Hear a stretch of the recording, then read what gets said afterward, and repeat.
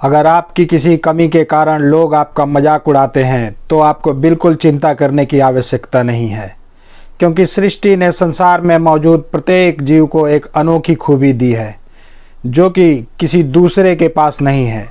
आपके पास भी एक अद्भुत खूबी है जो एक दिन आपको कामयाबी की बुलंदियों तक पहुंचाएगी। बस ज़रूरत है आपको अपनी उस खूबी को पहचानने की जो शायद दूसरों की नज़र में आपकी बहुत बड़ी कमजोरी लगती हो। आज की कहानी इसी विषय पर आधारित है। मैं दावे के साथ कहता हूं कि इस कहानी को सुनने के बाद आप अपने अंदर छुपी अपनी उस गुप्त अद्भुत खूबी को पहचान जाएंगे जो जीवन में आपको दूसरों से बहुत आगे ले जाएगा। नमस्कार दोस्तों, मैं राजेश चौहान आपका हार्दिक स्वागत करता हूं मेरे YouTube चैनल राजेश क्लासेस में। अगर आप चैनल पर नए हैं और हमेशा दूसरों से आगे रहना चाहते हैं तो चैनल को सब्सक्राइब करके रख लें। आज आपको एक लाइफ टर्निंग सीख तो मिलेगी ही, साथ ही इस कहानी के माध्यम से आप बेस्ट इंग्लिश नॉलेज भी पाने वाले हैं जो कि इंग्लिश के मामले में भी आपको दूसरों से अलग बनाएगा। कहानी के दौरान मैं आपको एक ऐसी सीख देने वाला हूं जो आपने न किसी किताब में पढ़ा होगा और ना ही कहीं सुना होगा, तो बिल्कुल वीडियो को स्किप मत कीजिएगा। चलिए आज की इस बेहद दिलचस्प कहानी को शुरू करते हैं। आज की कहानी का शीर्षक है द क्रुक्ड ट्री। क्रुक्ड मतलब होता है टेढ़ा, बदमाश। तो टेढ़ा पेड़, ट्री मतलब पेड़, टेढ़ा पेड़। यहाँ पे हमने डी को टी उच्चारित किया। क्यों उच्चारित किया, इसके लिए आप मेरे इस वीडियो को देखिए, आपका पूरा कॉन्सेप्ट क्लियर हो जाएगा। वंस अपॉन अ टाइम, एक समय की बात है। जब भी हम ये फ्रेज देखेंगे वंस अपॉन अ टाइम, तो उसका हिंदी अनुवाद होगा एक समय की बात है। इन अ डेंस फॉरेस्ट, एक डेंस, डेंस मतलब होता है घना, सघन, गाढ़ा। डेंसिटी जो है वो डेंस से ही बना हुआ है, घनत्व। डेंसिटी मतलब होता है घनत्व, डेंस मतलब घना, फॉरेस्ट मतलब जंगल। एक घने जंगल में there were many straight and tall trees, वहाँ थे बहुत सारे, मैनी मतलब बहुत सारे, स्ट्रेट मतलब सीधे, और टॉल मतलब लंबे, ऊंचे ऊंचे लंबे पेड़ थे। यहाँ पे देयर मतलब वहाँ नहीं होगा, ये इंट्रोडक्टरी वर्ड के रूप में इस्तेमाल किया गया है, क्योंकि जिस भी सेंटेंस में वर्ब या ऑब्जेक्ट ना हो तो वहाँ पे हम इंट्रोडक्टरी वर्ड देयर का उपयोग करते हैं सेंटेंस को पूरा करने के लिए। ठीक। The trunks were broad and shapely, उनके, दे मतलब उनके, यहाँ पे भी हम आर को उच्चारित नहीं कर रहे हैं, क्योंकि एक नियम है कि जब भी आर के पहले कोई वॉल्स लगा हो वहाँ पे आर को अधूरा उच्चारित करते हैं या नहीं करते हैं। तो उनके ट्रंक्स, ट्रंक्स मतलब होता है तना, धड़। लोहे का संदूक को भी ट्रंक बोलते हैं, हाथी की सूंड को भी ट्रंक बोलते हैं, और चड्डी को भी ट्रंक बोलते हैं। लेकिन इस सेंटेंस के मुताबिक यहाँ पे ट्रंक मतलब तना, क्योंकि पेड़ की बात हो रही है ना। तो उनके तने वर मतलब होता है थे, उनके तने क्या थे, ब्रॉड, चौड़े थे, और शेपली, शेपली मतलब होता है सुडौल, और आकार में सुडौल थे, बहुत सुंदर आकार के थे। But there was one tree which was crooked and had a shapeless trunk. लेकिन, बट लेकिन वहाँ, इस दया का मतलब वहाँ होगा, वहाँ was मतलब था, one tree एक पेड़ था, which मतलब जो कि, was मतलब था, crooked टेढ़ा था, जो कि टेढ़ा था। वहाँ पे एक पेड़ था जो कि टेढ़ा था, and had a shapeless trunk, और हैड ये पॉजेसिव वर्ड के रूप में है ना, क्योंकि उसके बाद वर्ब नहीं लगा हुआ है, तो उसके पास था शेपलेस। शेपलेस मतलब होता है बेडौल, भद्दा। शेपली मतलब सुडौल, शेपलेस मतलब बेडौल, भद्दा ट्रंक, उसके तने भद्दे थे, उसके पास भद्दे तने थे, बेडौल थे, टेढ़े मेढ़े था उसका तना। The other trees made fun of the crooked tree, जो दूसरे पेड़ थे, अदर मतलब दूसरे, दूसरे पेड़, मेड फन मजाक बनाते थे, ऑफ द क्रुक्ड ट्री, उस टेढ़े पेड़ का मजाक बनाते थे, उसके टेढ़े मेढ़े बेडौल तनों को देखकर उसका मजाक उड़ाते थे, मजाक बनाते थे। The poor crooked tree developed N inferiority complex. जो पुअर, पुअर मतलब होता है लाचार, बेचारा, गरीब, निर्बल। तो जो बेचारा क्रुक्ड ट्री था, जो टेढ़ा पेड़ था बेचारा, वो डेवलप्ड, डेवलप्ड मतलब होता है विकसित होना, उत्पन्न होना। तो उत्पन्न हुआ, उसमें क्या उत्पन्न हुआ? एन इंफीरियरिटी, इंफीरियरिटी मतलब होता है हीनता, हीन भावना। कॉम्प्लेक्स, कॉम्प्लेक्स मतलब होता है जटिल, पेचीदा। भवन समूह को या मिश्रण को भी कॉम्प्लेक्स बोलते हैं। और जब भी इसको एक फ्रेज के रूप में लिखा जाएगा, इंफीरियरिटी कॉम्प्लेक्स, इसका मतलब होता है हीन भावना। तो उस गरीब नहीं बोलेंगे वहां पे, उस बेचारे जो टेढ़े पेड़ था, टेढ़ा पेड़, उसके अंदर जो हीन भावना है वो विकसित होने लगी थी, वो उत्पन्न हो गई थी उसके मन में। ये जब मजाक उड़ाते थे तो हीन भावना से ग्रसित हो गया था वो।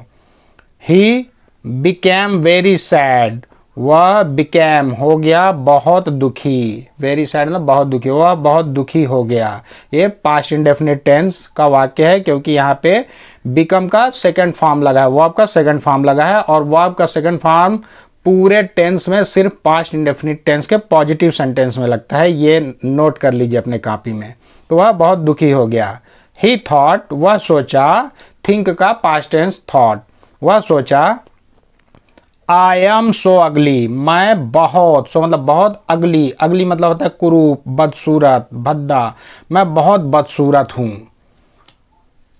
All the others are straight and shapely, all the others जो दूसरे सभी लोग हैं वो हैं, आर मतलब हैं, स्ट्रेट सीधे हैं, और शेपली और सुडौल हैं। सारे पेड़ों के जो तने हैं वो सीधे और सुडौल हैं, एक आकृति में हैं, बेहतरीन आकृति में हैं। आई alone have a crooked trunk, I alone, alone मतलब होता है अकेला, सिर्फ, केवल, मेरे अकेले के पास। ये जो हैव है ये भी पजेसिव वर्ड के रूप में इस्तेमाल हुआ है यहाँ पे ना, क्योंकि इसके बाद जो है वर्ब नहीं है ना। तो मेरे पास, मेरे अकेले के पास, मुझ अकेले के पास ही सिर्फ टेढ़ा तना है, टेढ़े मेढ़े तना है। All of them make fun of me, all of them वो सभी, मेक फन मजाक बनाते हैं, ऑफ मी मुझ पर मजाक बनाते हैं, मेरा मजाक उड़ाते हैं वो सभी। डेज पास्ट बाय, दिन बीतते गए, पास्ट बाय मतलब बीतते गए, दिन बीतते गए। इसी तरह वो सोचता रहा, हीन भावना उसमें घर कर गई थी, और इसी प्रकार दिन बीतते गए। वन डे, एक दिन, a wood cutter came to the forest, एक वुड कटर मतलब होता है लकड़हारा, वुड मतलब लकड़ी, कटर मतलब काटने वाला, लकड़ी काटने वाला यानी लकड़हारा। एक लकड़हारा केम आया, टू द फॉरेस्ट जंगल में आया। He was looking around to cut trees, वह was looking, past continuous tense, क्योंकि यहाँ पे हेल्पिंग वर्ब वॉज लगा हुआ है और वर्ब में आईएनजी जुड़ा हुआ है। तो यानी वह देख रहा था, अराउंड चारों तरफ, अराउंड मतलब होता है चारों तरफ, इधर उधर, आसपास। अराउंड मतलब लगभग भी होता है, लेकिन यहाँ पे सेंटेंस के हिसाब से अराउंड मतलब चारों तरफ, वह चारों तरफ देख रहा था। टू कट, काटने के लिए, ट्रीज पेड़ों को काटने के लिए चारों तरफ देख रहा था।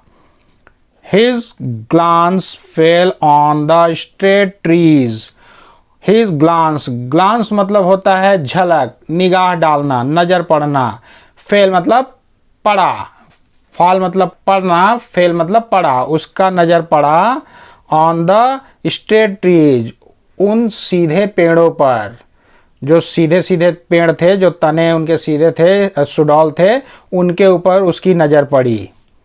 ही सैड, उसने कहा, वह बोला, I will cut the straight trees but I will not cut the crooked tree, मैं विल, फ्यूचर टेंस, मैं, फ्यूचर टेंस मतलब गागेगी, विल मतलब गागेगी, मैं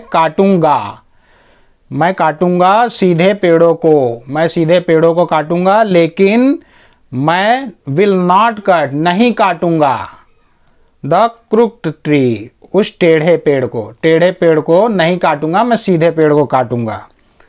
it is of no use to me, वो जो टेढ़ा पेड़ है वो मेरे किसी काम का नहीं है। नो यूज, यूज मतलब इस्तेमाल, उपयोग का नहीं है, मेरे उपयोग का नहीं है यह पेड़, यह टेढ़ा वाला, इसलिए इसको मैं नहीं काटूंगा, सीधे पेड़ों को काटूंगा। So he cut away the straight trees, so इसलिए वह काट दिया, कट अवे मतलब काट दिया, द स्ट्रेट ट्रीज, उन सीधे पेड़ों को, जितने भी सीधे सीधे पेड़ थे जिसका फर्नीचर बन सकता था, जिसको उपयोग में लाया जा सकता था, वो सारे पेड़ों को काट दिया। The crook tree was very happy, जो टेढ़ा पेड़ था, जो इतने दिन से हीन भावना से ग्रसित था, वो अब बहुत खुश था। वॉज वेरी हैप्पी, बहुत खुश था। as he had been saved because of his crookedness। as मतलब होता है, as मतलब भी बहुत सारे मतलब होते हैं। as मतलब जैसा कि तो हम जानते ही हैं, लेकिन इसके अलावा चूंकि, इसलिए की तरह, तो यहाँ पे होगा इसलिए कि वो क्यों खुश था, क्योंकि he had been saved, वह had been saved, ये पास्ट परफेक्ट टेंस का वाक्य है, क्योंकि यहाँ पे हेल्पिंग वर्ब हैड लगा है और बी का थर्ड फॉर्म लगा है, बीन, वर्ब का थर्ड फॉर्म लगा है। वह क्या हो चुका था, सेव्ड, सुरक्षित। सेव मतलब होता है बचाना, बचना, सुरक्षित होना, तो वह सुरक्षित हो गया था, हो चुका था।